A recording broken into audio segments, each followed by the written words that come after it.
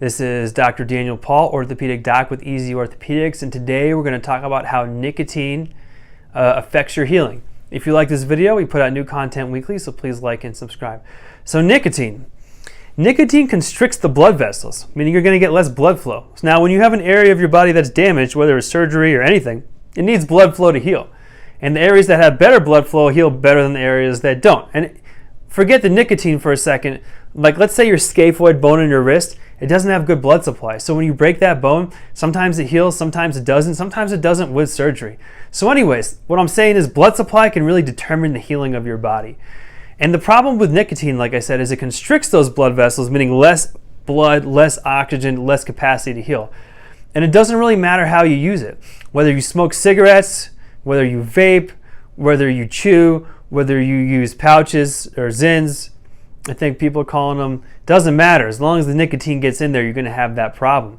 And it's to the point where it's actually demonstrated in the literature that for spine fusions, not that you're going to get your spine fused, but for spine fusions, they heal, they fuse much slower. So anyways, with spine fusions, you're putting the metal and you're decompressing everything, but the body has to heal one bone to the other bone. And they're saying that process gets disrupted when someone's smoking cigarettes using nicotine, and other areas of the broken bones and other areas of the body as well.